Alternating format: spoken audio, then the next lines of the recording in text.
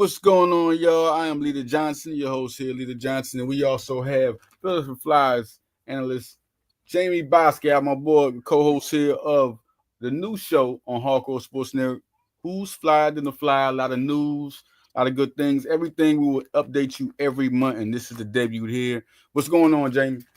Not too much, Leader. I appreciate you having me on for your dedicated following, man. Dude, the Flyers are doing some things, and hopefully they get back in the playoffs.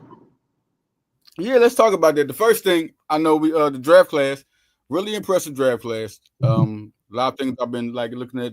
A lot of size, a lot of big guys. Oh yeah. So Porter Morton. That's the first thing I want to say. He's committed to Michigan State. Is that the word? He's going to go to college level?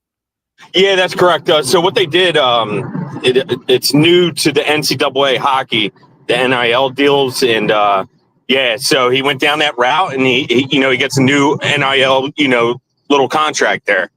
So little sponsorship, it's not much. It ranges anywhere from 250 to 550,000 usually for the NCAA hockey players at that level anyway.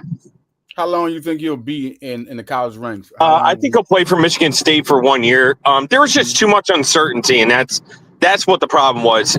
He had a good developmental camp, but I don't think he had an excellent developmental camp. You can see, as the camp wore on, he played a lot of hockey too. Let's not forget that. And then he gets drafted, and there's a lot of emotion, involved. For the first half of developmental camp, he really shined. I thought he had a solid scrimmage, but it wasn't a scrimmage that would scream, okay, yeah, he should crack Flyers lineup. So I think that, with that being said, I think what the scrimmage, saying that he has other college offers, or he could go back to the OHL. I think that's why he was referring to that, because I don't think he knocked the door, developmental camp. I'm not saying he had a bad camp. I'm saying he had a good camp, but with so much uncertainty surrounding this team and how many holes, how many guys, are ready to make the next jump to the NHL. There's just too much uncertainty around Porter Morton to make this club indefinite, at the end of training camp, when it starts in mid-September. So, usually NCAA hockey players, you have to commit by August 1st. And so there was a deadline with that if you wanted to play NCAA hockey. Now, there was, an option for him to go to the OHL and play for the Brampton Steelheads, which was his OHL team again. He could have done that if he didn't make the Flyers, in mid-September. But I think that the Flyers, and they had fluid exchanges with Porter Morton in his camp, in his camp to include his family. So this wasn't like, okay, this is a Porter Morton decision. Yes, at the end of the day, him and his family is the one that made this decision. But at the end of the day, he took the Flyers into account, in their. I think if the Flyers were contending for, a Stanley Cup, they were a Stanley Cup contender or something, maybe Porter Morton could take them over the top, and maybe they roll the dice, and then, say, oh, okay, let's see what happens. But the Flyers aren't supposed to contend this year. They're going to be a playoff bubble team once again, if they're able to crack the playoffs. So there was no reason to rush his development and say, yes, he should be playing in, September, when that might not be the case. Now, looking at why is it good, let people know why is it good to wait for this guy. How talented is Porter Morton? Why? He's very talented. He's very talented, and I don't want the Flyers to make the same mistake that they did to Dania Zubris, back in the day. Dania Zubris, about, ways back. The Flyers were. Wow. Yeah. And that's always my pedestal for centers, because Zubris was a center, and he was supposed to be like the next big thing for Philadelphia, and he turned out being just okay. And Porter Morton's not supposed to be that. He's a left winger. I know it's not the same position, but that just shows that the Flyers have been impatient in the past with some prospects. And these young prospects today, like Porter Morton, Jetlichenko, shouldn't be rushed into the NHL. You should allow them to tell you, hey, yes, I should be here, like Alex Bump did. Alex Bump had a phenomenal developmental camp. You could tell he's ready to make the next jump, not play AHL hockey. I'm talking about, cracking the Flyers lineup, he just looked a step ahead of all the other prospects at developmental camp. It just looked like, okay, he's too good for developmental camp now. He's ready for the next thing. Now, So Jamie, that I'm not as intellectual as you with the hockey, so I do my Mhm. homework. I do my, especially with the Flyers. So I looked at this draft class. and I'm looking at guys. Carter DeMarco, Amico is another guy, big guy, 6'6" guy. Oh yeah, yeah. Another guy I like, and looking at Shane Vincent guy, if I'm saying that name right, from Michigan State, another guy from Michigan State. Yeah. Michigan Oh State yeah. forward. I'm looking at these guys. Those are the guys I'm looking at and I'm impressed with. Just looking at and then doing my homework. So you let me know out this draft class. It's not a big guys. No goalies. Yeah. Let me know who do you like besides Martone on this class they have. And how do you? One of my favorites you said his name, Shane Van Sage. And that's going to be Porter Martone's teammate in Michigan State. The guy is just he's a ball wrecker. That's what he does. He wins battles along the boards, which the Flyers have struggled with. Since Jake Voracek has departed, the Flyers have had trouble, puck, board battling and stuff, and that's one area that Van Sage, he just creates havoc. He creates havoc in front of the net. He'll bust his way in front of the net. He reminds me of like a Mike Knubel, just doing, the gritty things to score a goal, anything. His motor doesn't stop. He just continues to go. Is he still going to play for Michigan State? Is he still there? Yeah. He's going to play he's going to be Porter Martone's teammate at Michigan State. Oh, wow. Interesting. Wow. Yeah, that he can. Yeah, he's an interesting player, man. Yeah. What do you grade? Get this grade of this class. What do you get the grade of this class? This class, honestly, like, I think the Flyers took some risks. Like Carter Amico, I do like. If he didn't have that knee injury, I'd like him a lot more. So I think that was a risk a bit. That was the right pick to make. Don't get me wrong. But we do. I mean, the Flyers have had unfortunate stuff, in the past happen with prospects and injuries. And I'm really hoping that this one doesn't, come back to haunt them. I still have hope for this young man, and plus he's young, and at least he was able to, get on the ice at depth camp, and stuff. Right. So that, but Carter Amico's one that I think is a calculated risk. So I'd have to give the Flyers a B. Originally I thought I'd give him a B plus, but the more I think about it, I give him a B. Looking at, do you feel like they should have drafted a goalie? You wish they would have went for one, looking at their position? I always believe in drafting goalies, so yes. I think with all the picks that the Flyers had, I do believe that they could have added a prospect goaltender. I do believe, every team should draft a goalie, whether it be the 5th, 6th, 7th round. Some of these guys, take a little more time than others to bloom. But yeah, I would have drafted a goalie. There was no calculated risk in doing such.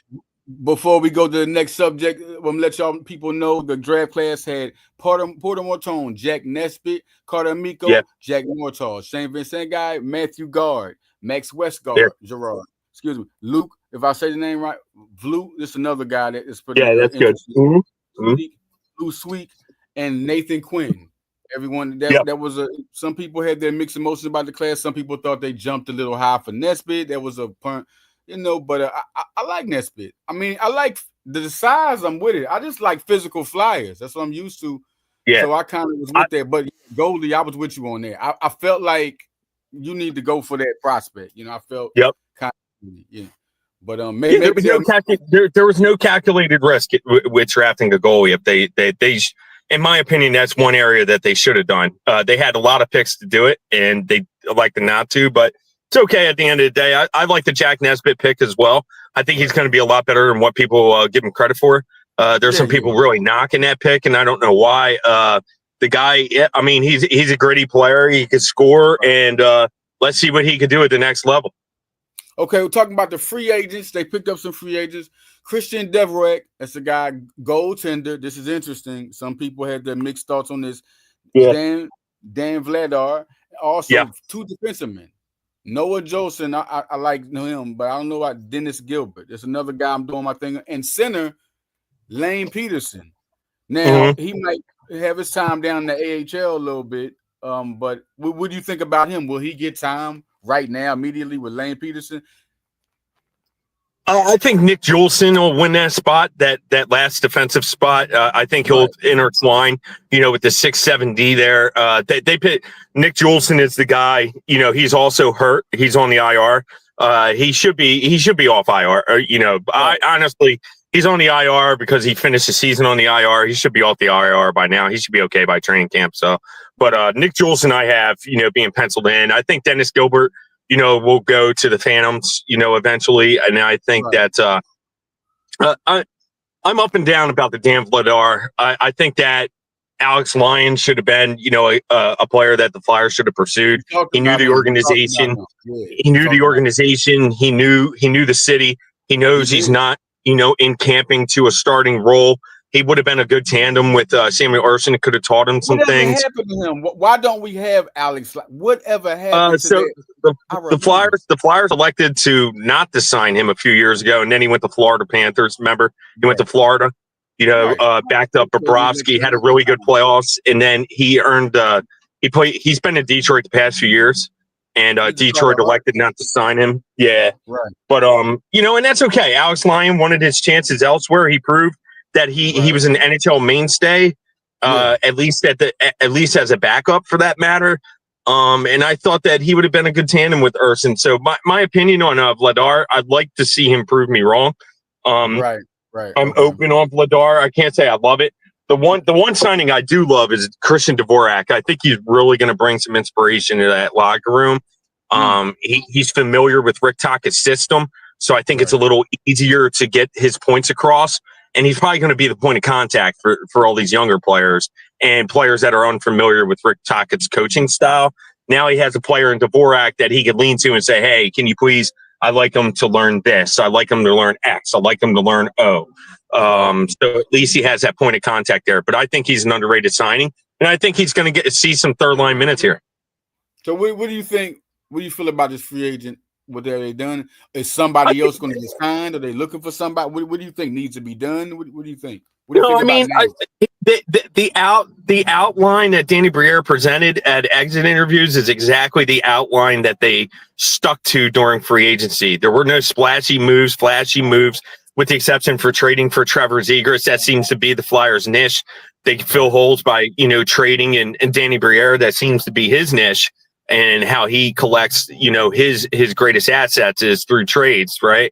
So, he really doesn't make splashes yet in the free agency realm. But they did exactly what they did. They were plugging some holes. They had, limited cap space to do such, and they got it done. And looking at the now, does this make them a perennial playoff contender? No, it does not. This doesn't mean that the Flyers are going to overlap some teams and jump some teams in terms of the rebuild or in terms of the playoffs positioning and stuff. A lot of things really have to go their way. First and foremost, goaltending really has to go their way. And that's why I had them as a playoff bubble team. Looking at this last subject I want to talk about, it's kind of important because it's kind of been juggled. The goalie situation. Yeah. You want to go to, you got Urson. Okay, you got Urson. Now you got Vladar. And you're going to have, they're gonna have Ford fit it off, and then you got, is Kosalov now? Remember, you said you don't think he's even going to be with the Flyers. So is how are they doing this situation? Do you like the situation now? Is Zavragin? Are they going to rush him because he's looking like a guy super talented, like top tier? So yeah. No, actually, they'll allow Yegor Zavragin to honor his contract in the KHL. That's what the Flyers have done in the past, and they did it with Matvei Michkov. It was at his expense, to break away that final year of his contract in the KHL. There, the same could be said for Zavragin. He's under KHL contract through the 2026-27 season. So the Flyers fans may not see him until after that 2027 training camp if it goes according to plan. Now, with that being said, can he break away? Sure.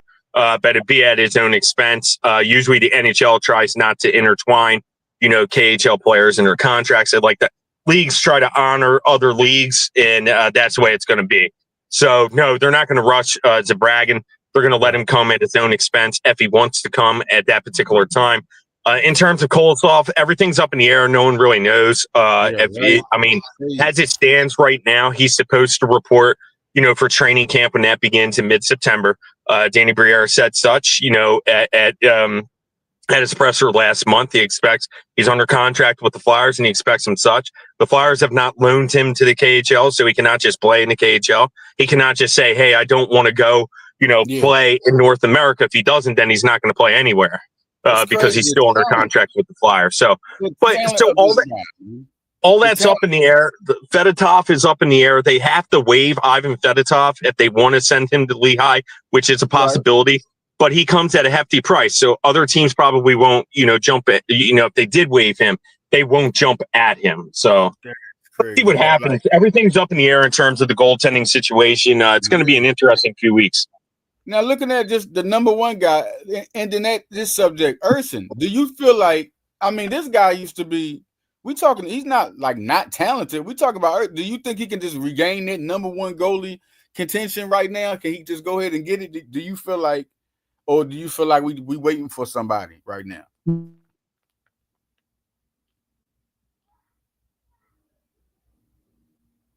my boy, man. This is a good one. Y'all, we still here. Who's flying the flyer on Hardcore Sports Network? Technical difficulty, Jamey Baskow. We will trying to continue, see if Jamey can get back. See where he at, man.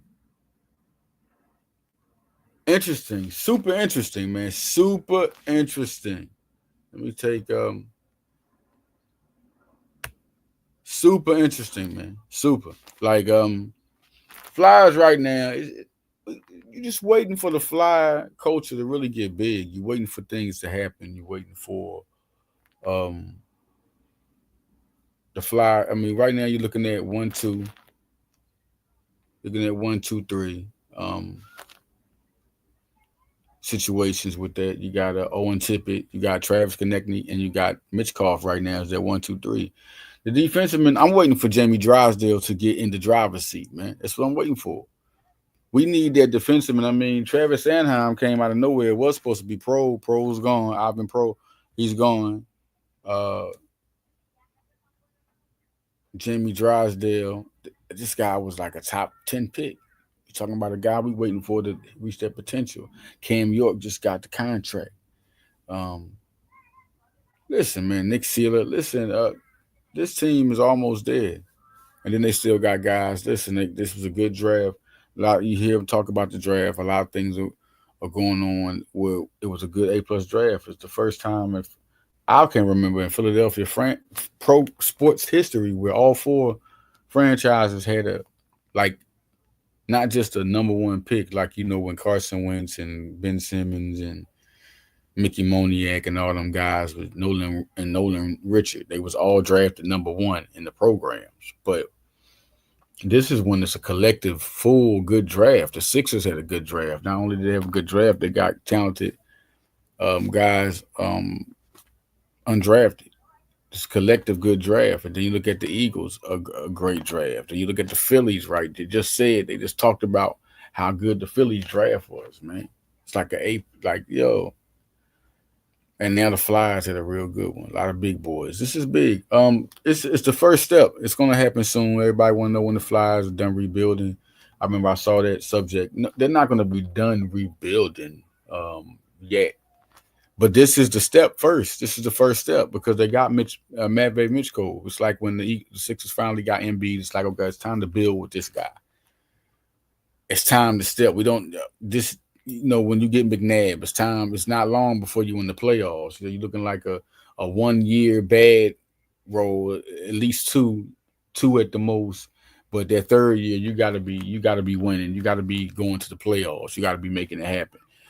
Matvei Michkov is that guy. So you're looking at the Flyers, it's like a couple of years. Right now, they just got him. They know what he is. Now you got this year. Next year, they're going to the playoffs.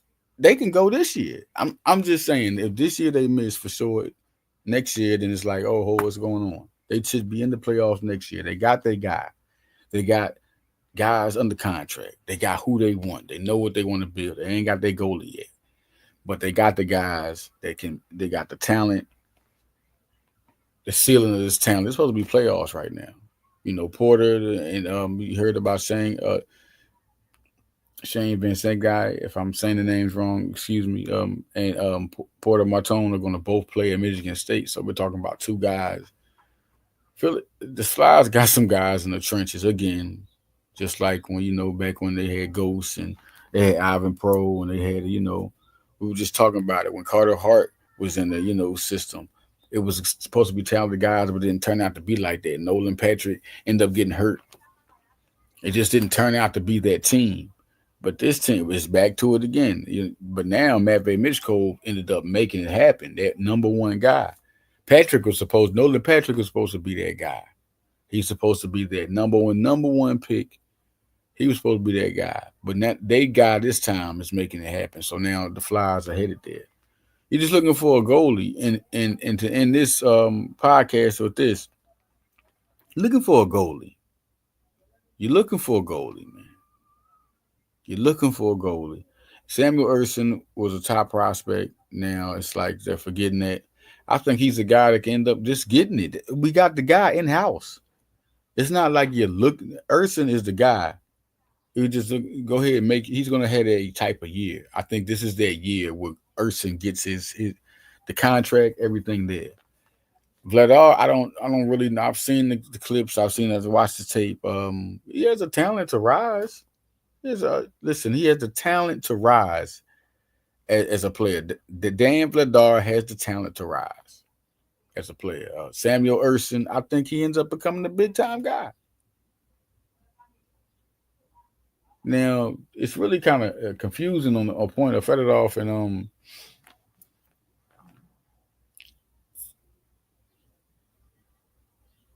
with Fedorov and if you look at Fedorov and you look at Kosalov also, that's crazy. Like Kosalov's supposed to be that guy, that a big time prospect, supposed to be good, and now all of a sudden everything's looking like he's not that guy. Like if he's not gonna make the team. Fedorov was the same way. That was a couple of years ago. They was talking about, oh man, he's doing good and this and that. Now it's crazy. But Zavragin is the one. He's the big fish they're all waiting for now. And they done went all the way to that point where they're waiting for Zavragin. Like when he's ready to come, it's over. Like it's definitely gonna be crazy when he's gonna be here. It's not even a question. I think everybody else. I think Carson Johnson is another guy to watch out for that ends up being that second guy because he's making noise. If we're talking right now, that's what it looks like. Those two guys or who the organization is really waiting for. Like they're not waiting for Beyonce like that, but the way he's doing, he's gonna be right behind them. By the time they get Zavragin, they're gonna but Johnson will be ready and they'll have two goalies. But realistically, I feel like Urson is going to get it, and then Zavragin is going to come and be number two, and they're going to have two good goalies by that time. I just feel like they have goalies in house. They have at least two that can be ready for this type of team that can score, be exciting. When Martone and Barkey all come and Bunk and Nesbitt, they all on the floor together, on ice with Tippett and Konechny and Sanheim and York and Dry. Like this team now they're looking like they're getting some. They still have a couple of drafts to go where they're going to collect prospects coming through, getting good. They do good with that. So yeah, and the free agents. I mean, listen, I understand people talk about the goalie, but I don't think they want to spend big or go super hard after. I think that they want to see who Vladar.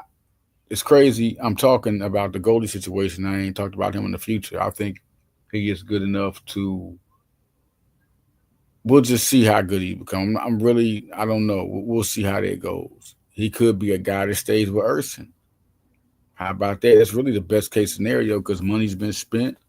You got him with Urson, and these guys end up being the future. So, but when Zavragin come, everything's a wrap, man. He's gonna be right there. I don't care who's there. He's gonna be somewhere.